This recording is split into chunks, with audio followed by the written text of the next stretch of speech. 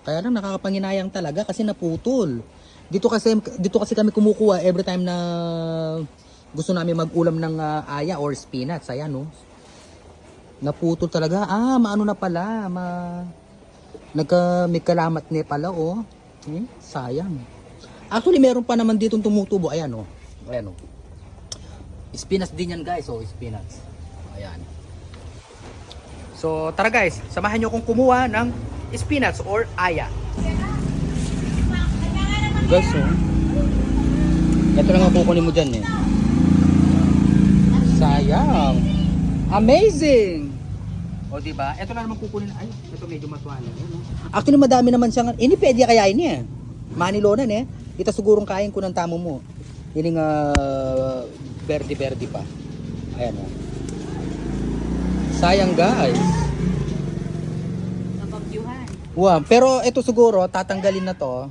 Ito na lang yung matitira para at least tutubo pa siya. Kasi sayang. Kapangan kepa mo yung nangas ka ni Aya. Sakto, wala kaming ulam ngayon ng hapunan. No? Ayan, no? Tsaka na akong musaling mackerel, saba. Okay, may kaya na tayo dyan.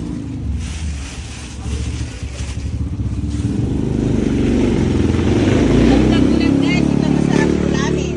Awan eh, o kasi nga tag-ulan, kaya manyaman. Tapos sa gilid nila dito guys, merong ano dyan, merong nangawas, saluyot na. Keta-ketang kilwal, atin, karin. Saluyot. Kaya ni kaya ala. Ala ne. O diba? Kesa naman sa matutuyuan lang yung dahon, edi ulamin natin. So dito yung sa labas ng ano guys, yung mga saluyot. Ayan o, dyan. No ka rin la.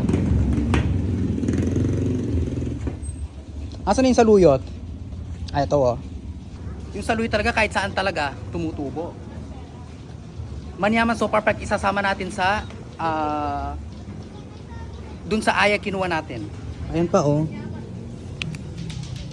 Talagang bilog na bilog. Nasaan pa? Ito oh.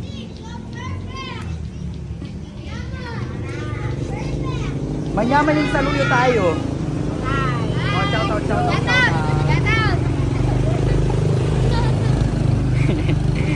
Di ba? Ang bango.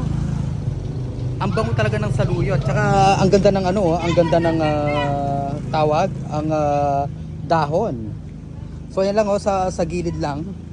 Ayun yung ano guys, ayun yung aya sa loob. Ayan oh. Yan yung aya. Amazing.